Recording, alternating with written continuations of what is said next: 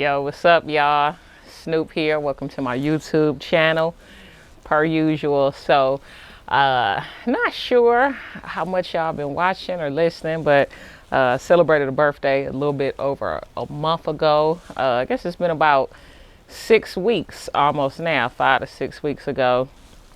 Celebrated my 37th birthday and wanted to do something a little bit different this year. So, the past few years, I've done some extravagant things, had some great parties, but as time goes on, the years go on, I'm getting a little bit older, had just got married and just really wanted to, do something with me and my wife. One of my favorite pastimes, people are always asking me, what do I do for stress relief? What do I like to do in my spare time? And one of the things that I always say is travel.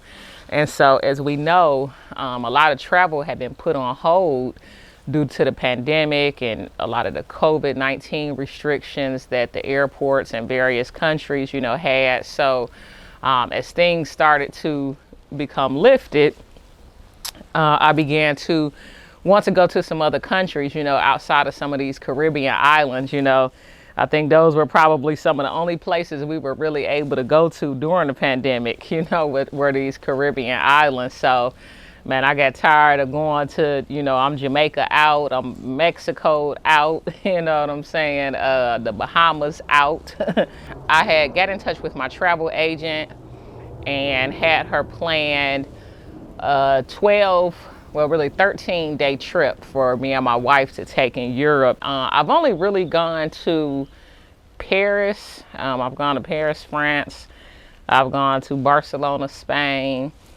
And that's really it, when it comes to Europe. So, and I picked these 3 places, was Rome, Venice, and Amsterdam. I got with my travel agent and had her put together this 3-part trip for us.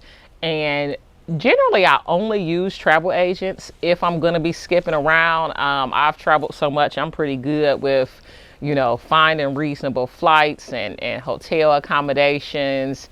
However, being that we were going to be going to these 3 different places, it definitely made a lot of sense for us to utilize a travel agent. Some places we went to by train, some places we flew to. We were able to get picked up, at the airport, every single time, or, at the train station. So that was great, as well. Took a couple days to pack and get ourselves together. And then, we left on April 7th. The first spot that we went to was Rome.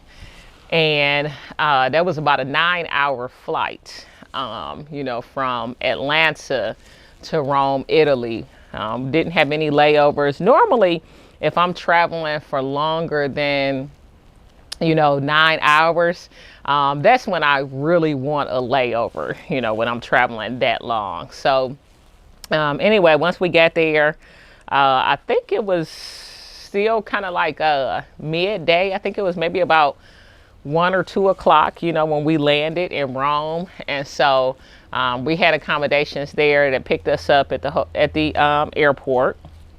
And of course, a lot of times these people that pick you up, they want to kind of be tour guides themselves. So he was telling us about a lot of little various different things, places to see, things to do, etc. So he took us to our hotel.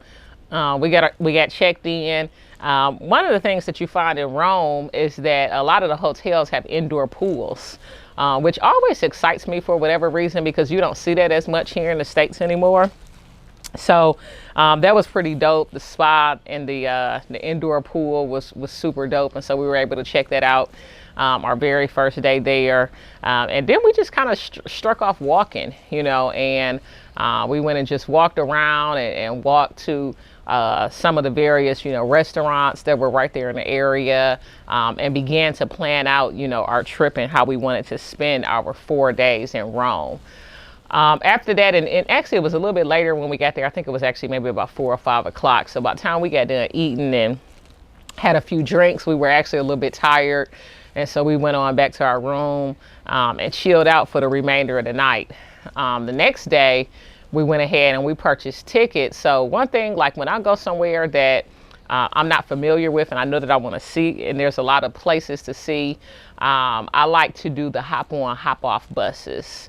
And so there's a few ways that you can, find these things reasonably. Of course, in the hotels, they sell tickets. Also, Viator and TripAdvisor are good places to go to be able to purchase tickets, various tickets of things to do, whether it's to get into the various museums or the hop on, hop off bus, or whatever the case may be. So we had checked the ticket prices on Viator versus, what our hotel was selling, decided to go ahead and purchase it from the hotel. And it's a 24-hour pass. So it was about 1 o'clock when we were purchasing it, and the time difference was 7 hours from there to over here in Atlanta. So we kind of had a little bit of jet lag, so most of our days started, in the beginning, started at like 12, 1, 2 p.m. Because we were getting acclimated to that jet lag that we were experiencing. But anyways, we went ahead and we walked to one of the pickup spots of the hop on, hop off bus, and the very first spot that we went to was the Coliseum. And so, man, just driving past that thing, of course, all of us have learned about the Coliseum, growing up, in our history books, but to actually be able to see that live and in person was just amazing. We were able to go in, so they were selling tickets right there outside, to be able to go on the inside. We were able to see just a lot of things that they wore when they were fighting in the Coliseum. So the Coliseum, for them, that was their entertainment back then.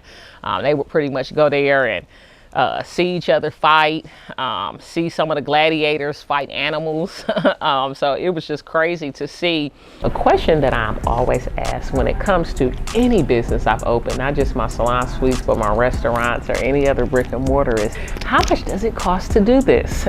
The cost is truly going to depend on your location, on your architect, on your contractor. Contractors charge different prices. And so what your contractor charges you is going to highly deviate exactly how much you're going to spend getting open. So you want to pick a location where you don't have to go in and completely renovate it. Secondly, you want to put several wash bowls and dryers in one room so that you don't have to run all of the plumbing to the individual rooms. You don't need a wash bowl and a dryer in every room, because you're also going to be leasing some of your suites to estheticians, makeup artists, and lash techs who don't need those pieces of equipment in their room. 4 dryers, 4 wash bowls for 22 suites. That's all you need. Head on over to salonsuitemastercourse.com so we can start learning today. A lot of the different artifacts, a lot of the different things that they fought with, we were able to take pictures and just, kind of indulge in the history. And one thing that I will say, if you are not into history, Rome may not be the place for you to go to. So, because it's definitely a lot of history to be indulged in over there. So anyway, we went to the Coliseum. That was nice. After that, we got back onto the hop on, hop off bus and checked out some of the other places, such as the Pantheon.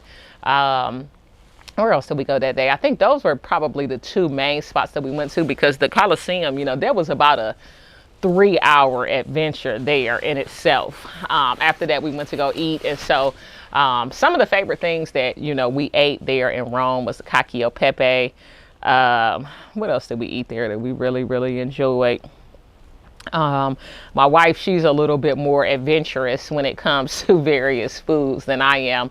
The gelato for her was absolutely amazing. She probably tasted gelato every other day. So that was pretty dope. So we were able to go to the Capitolini Museum and learn about some of the Greek gods and some of the Roman gods, like, Medusa, Nike, Aphrodite. So that was very, very interesting. And just everything you see over there, I mean, the architecture is just crazy. The paintings is crazy. So the museums are just totally, totally off the chain. I mean, we probably spent just a whole couple of days, just going to the various museums that they had there.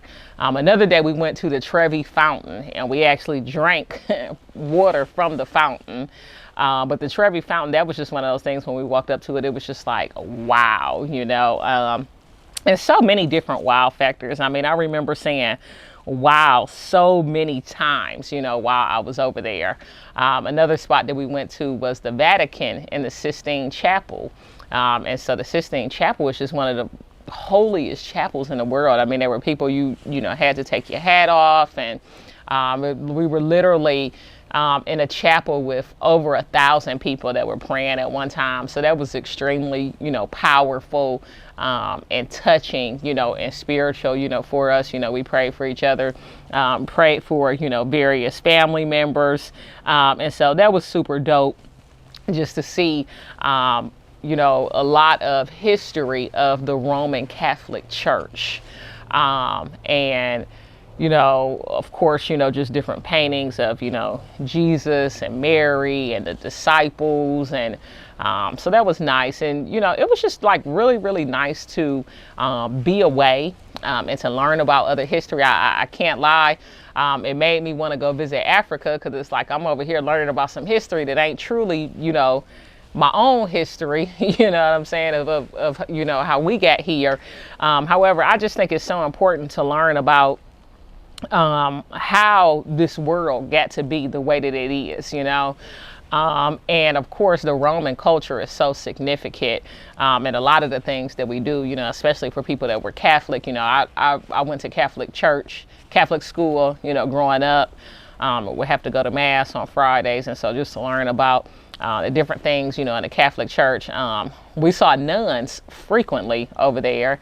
I don't know if I had ever even seen a nun for real in my lifetime outside of when I went to this Catholic school, growing up that year that I went to that Catholic school. So that was pretty interesting. And there were also kind of like some nuns that were in training. So instead of wearing the black and white, they were in blue. So that was pretty interesting. We went to the Spanish Steps. So the Spanish Steps is just all of these mini steps that go up to this chapel. But it's a pretty dope spot, to actually go and take pictures of.